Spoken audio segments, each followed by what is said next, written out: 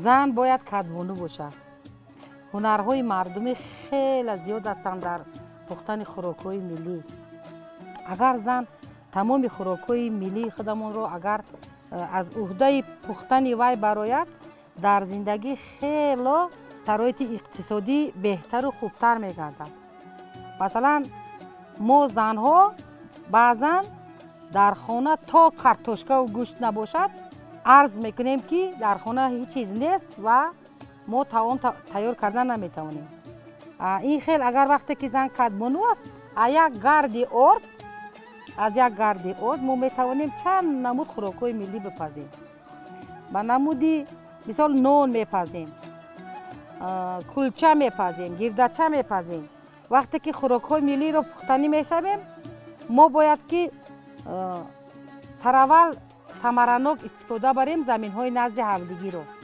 در زمین‌های نزد حولگی ما میتوانیم کبوتی ها، سبزبوت ها رو کاریم، جواری مکه میتوانیم کاریدن، کدو میتوانیم کاریدن، لوبیاهای گوناگون میتوانیم، با بلغاری تیز و بلغاری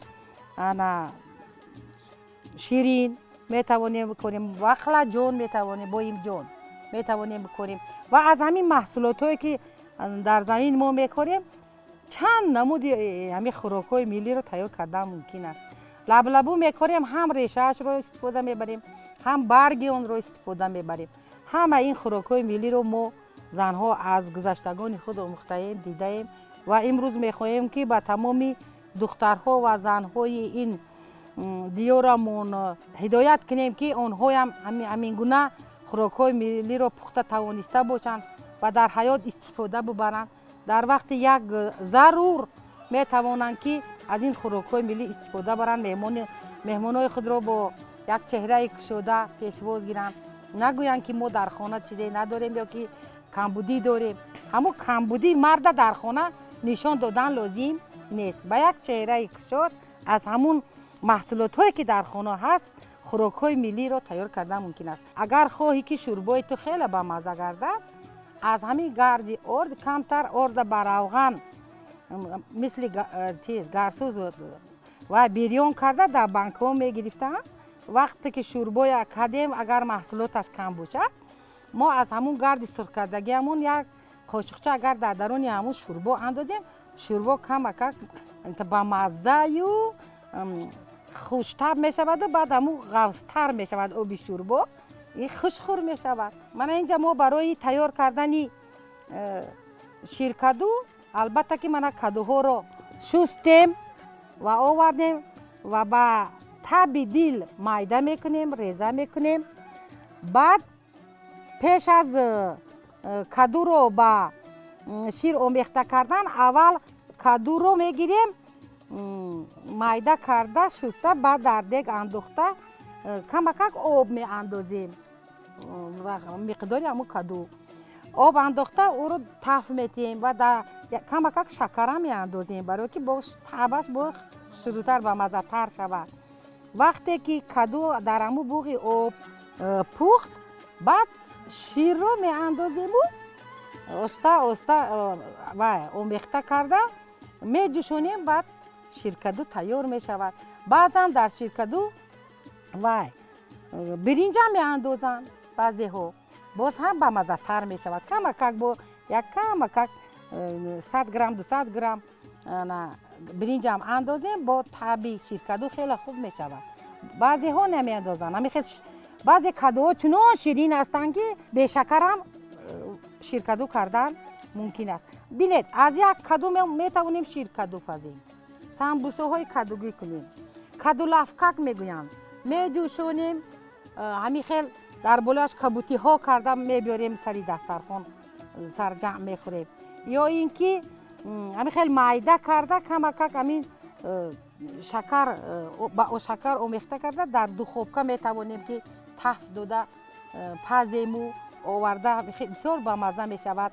کالسیس هم هست، آدم با قوت میگیرد و بسیار با مزه است. در شوربا هم کدو می اندازیم. وقتی که شوربا میکنیم میخواهیم کدو می اندازیم. همون شوربا روغن از کمتر از زیادتر باشد، این کدو باید جفیده میگیرد. در وقتی که نان ریزه میکنیم و در طبق و картошка, мисалан гӯш нест, картошкаву ҳамин кадуҳоро дар болои ҳамун нони камтарак хушкшуда меандозему шӯрборо мекашем ва кабутиҳоро рехта беҳад як маззаи хуш метиҳад. Ширкаду хӯроки парҳезӣ аст ва бисёр фоида дорад. Ман чӣ тавре ки гуфтам майнаи сари одам барои нағз кор кунад, хотираш ҳамин мустаҳкам бошад. Каду истифода мебарем, лӯбии сурхак истифода мебарем. хоб каду боз ҳаким аст. ин каду аз қадималиён и хӯроки вай аст, ҳакимӣ аст. донааш ҳам ин лозим аст. вақте ки хурдсолони мо мисол ба киҷадор мешаванд, як касали киҷа дар рӯдаво мешавад, аз донаи ҳамин истифода мебаранд. баъзе дигар касалиҳо ҳам ҳамин донаи каду фоидабахш аст. ҳозир ҳамаи мо ба ҳамин ҷавонҳо омӯхта истодаем ки ба онҳо корҳои фаҳмондадиҳӣ гузаронида истодаем ки онҳо аз уҳдаи корҳои хӯрокҳои миллӣ бароянд ва омӯзанд аз калонсолони хона. омӯзанд ки дар оянда дар зиндагӣ танқисӣ накашанд, бисёртар ҷанҷолҳои оилавӣ мешавад. мо мебинем ки аз рӯи пухта натонистани хӯрокҳои миллӣ, пухта натонистани нон, барои мо мехоҳем ки ҳамин ҷавонҳо аз ин омӯхта бошанд. бигзор ки дар вақти пухтани нону хӯрокҳои миллӣ занои меҳрубонро роҳ оварда даъват мекунем ки ҷавонҳоро дар паҳлӯшон гирифта ин ҳунарҳои миллии моро омӯхта бошанд. ва ҳамаи мо кӯшиш ба харҷ медиҳем ки ҳар як духтаре ки дар хонамон аст аввал ҳунарро омӯзад, тарзи пухтани хӯрокҳои миллӣ ҳаминоро омӯзад. агар дар зиндагӣ ва гапам намешунавад ва танқисиам намекашад. ҳосили гандума даравида гирифтем, бояд ки ӯра сарфакорона истифода барем, шуста тоза карда захира кунем барои зимистон. чӣ хеле гуфтем чанд намуди хӯрокҳои миллӣ тайёр мешавад. мана кадуҳо ба пухта расиданд. истифодаи заминҳои назди ҳавлигӣ як гӯшаи агар ҳамин хонада ҷое ки як гӯшаи хонада 2-3 дона агар донаи кадура партоям, ин даваш бисёрам калон аст, то ҳамин хунукия ин каду ҳосил метиҳад. баъзан вақт аз каду кадбониҳои бисёрам беҳтарини мо варениҳоям пухта истодаанд ки ин хеле фоидабахш аст. ҳозир акнун мо кадуро реза кардем, тайёр кардем. акнун бурда дар дег меандозем.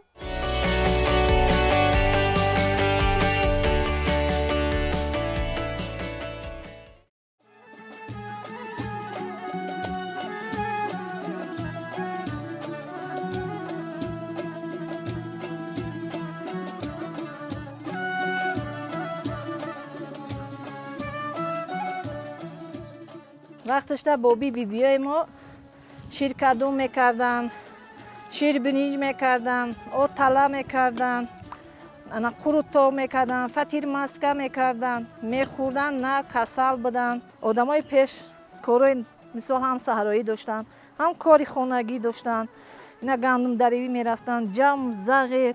вақташда зағира медиҳданд, ҷувози зағиркашӣ ман худам истифода бурдагим, рӯғани зағир мекашидам, ана гандум дарав мекардем. ина ҳозир мо ҳамин рӯз мо мисол аз сари саҳро аз рӯи гандум даравӣ омадем, бо инҷа ба кайбунагира нишон додестем барои ҷавонои ҳозира. камтар намак мепартоем обда, камтар шакар мепартоем, каду ба мендозем. дар каду буғ метиҳем. вақте ки буғ доданда ки тайёр меша каду, ба гирифта шира мендозем. ба каду чӣ мо тайёр меша, ширкадуи мо тайёр меша ва мегирам мехӯрем.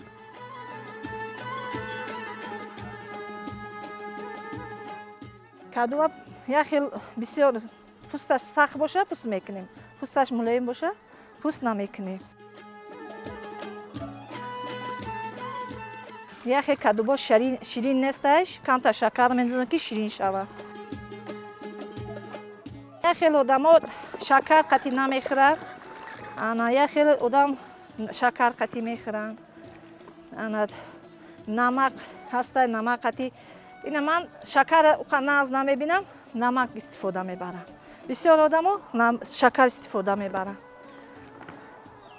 اناز این میجوشه، بوغ میشه. وقتی بوغ کشید تیار کشه با شیرش میندازیم. شیر کدو. علوی تیز باشه، نیم ساعت باید تیار شود. وقتش مردم گوش استفاده نمیبردن. بسیار همه سبزیجات کبوتی استفاده میبردن. همه سالم بود. بازی همه میگم حکمت چشیدگی که یافتی نمی ما را گوش بیارن تمامی ملی را تیار نمیکنن. دختر مردم که آورد با امید خونش باید همین تمامی که وقتی که دختر در خونی مادر دیگه خیل تیاری میبینن دیگه خیل چیزا میکنن. خونی خشتمان میه رویش دیگه خیله. باید خشتمان همون کلونه یادیه. تنقید نکنه. کلونه مثال ایده بیرون نکنه. کار ما بسیار بود. دهقانی ما بسیار داشتیم. 18-20 هکتار زمین گندم، جو، زغیر، نخ داشتیم. ما همی صحرا بودیم. خب اومدیم خونی خشتمان یاد گرفتیم. این مثال کدو ما میگیریم، درون چه میکویم، میفوریم دوری هوای پری زیر باد کدا تیار میکنیم. همه چی دانکشم داشم مونده با دوری دخوفکا دا میمونیم. و تیار میشه. مثلا انگی تندوری میشه. یا این مثال تندور دما نون پونا میپزیم. خب دیدیم که آلوش پستره که کم ترکیب پس کی هسته میگیریم کدو دوری آلو دا میمونیم. خودش رنگی چی تیار میشه میخوریم. بسیار ما پیش در دوری تندور ساتری میکردیم، در دوری تندور ساموسا میکردیم. همه چی ما تندور دا بود. همه چی میکردیم. انا ما گندم ترکه میگیره و چم میبیاره. گندم ترکه میگیره آلو دا میسوزونه و میگیره میشکشه.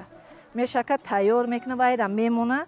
اینم زمستون دا دم کوچه میگن دال دا. اینا مثال که شوربا میکنیم شوربا دا میندازه. نما مستوا میکنیم مستوا دا میندازه. چقدر با مزه میشه میخوری.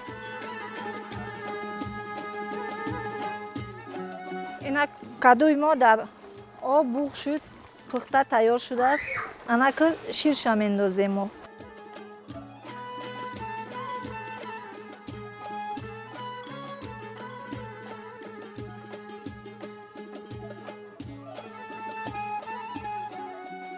شیر قطعه 20 minut 15-20 minut باید بجوشه.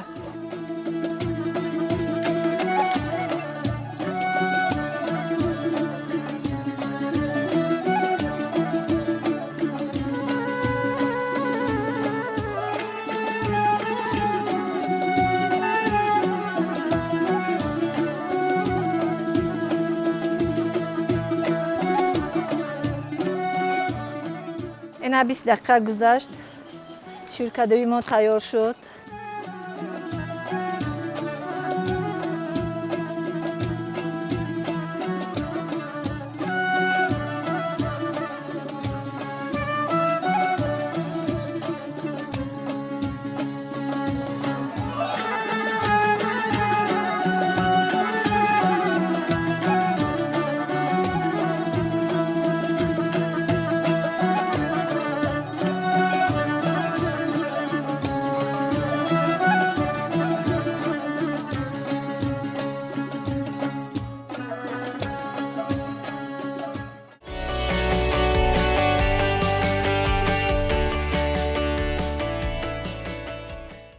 اکنون ما امروز خواستیم که باز حولای ترم تیار کنیم. پیش همین ما خورد بودیم، همین اتالای سرخه کده در پیولو و نزد آدمو می آورده. این یک رسم و رسوم قدیمه ما بود. حلوای تر همین خیلی رسم بود. همتنی برای همین حولای تر چه خیلی تیار میکنن که حولای ترم در روغنی با طبع آدم زغیر خواهی باشد، خواهی که روغنی های رستنی باشد، زرد باشد، در دیگه تسپون میکنن، روغن میریزن، بعد ارده تف داده سرخ میکنن. بعد بسیار ارده تف کردن وای کردن در کار نی. اگر خواهیم که ما یک دیگ کنیم، دیگه اگر چین اویلا کنیم، یک پیاله روغن، خب یک پیاله ارد میگیریم، اونها رو آمیخته میکنیم، سرخ میکنیم، همین خیلی سرخ کنیم که همون روغن جدا شود از ارد، خیلی سرخ شود. بعد شکر قطعی آب آمیخته کرده در نزدمون میگذاریم. شکر تیار. بعد همون شکر در همون равған و орде که اومیخته کرده میریزیم و کوفته استوده میگیریم که وای تو جو شده نشه که وای کلوله نزند نسوزد تگی دیگ نگیرد. همین خیلی میپزد مثل همین نشایسته بعد در طبق ها کشیده به نزدی مهمونا یا به نزد اهل اویله برده سحری نانشته میکنیم. ترحولو این در ترکیبش قند گلوکوز دارد، در ترکیبش سفیدی دارد، در ترکیبش کلسی دارد. بسیار ویتامین های که از ویتامین ها بوی هستند، برای همین این ترحولو رو استفاده میبرند. اگر این ترحولو رو اگر کودکان نان تر کرده خورند با قوت‌تر میشود.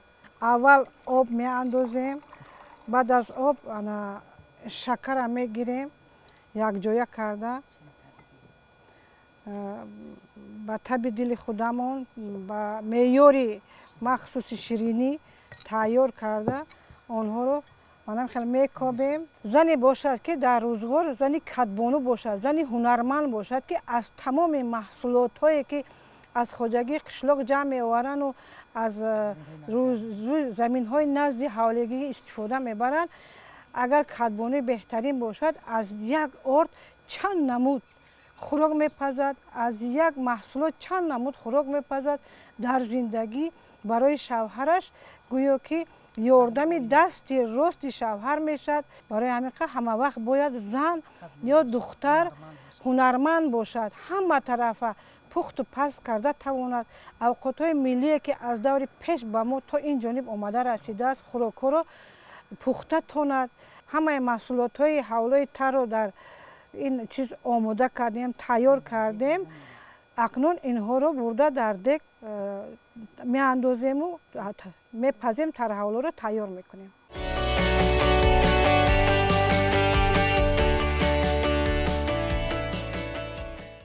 اول دیگه میتسبونیم، بعد دیگه تسبوندن روغن میاندازیم.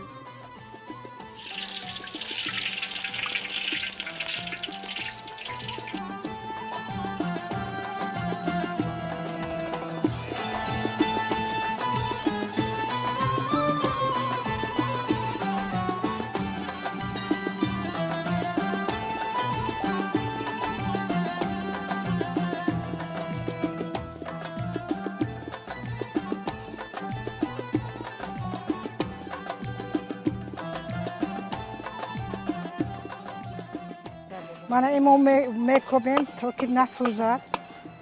حولوی ترمون شد، تیار شد. انا کو قندو باندازی.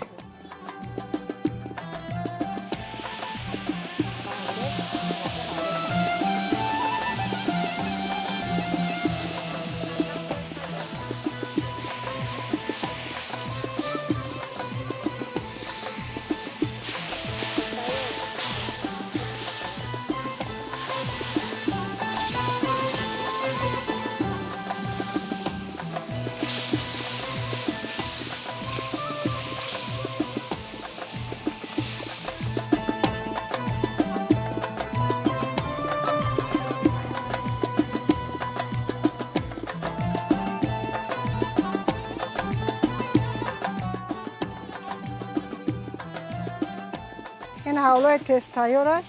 تست تیار می شود وقتی که این تیار شد در ما میگیریم در گرمیش در ظرف های مایده گرفته میمونیم.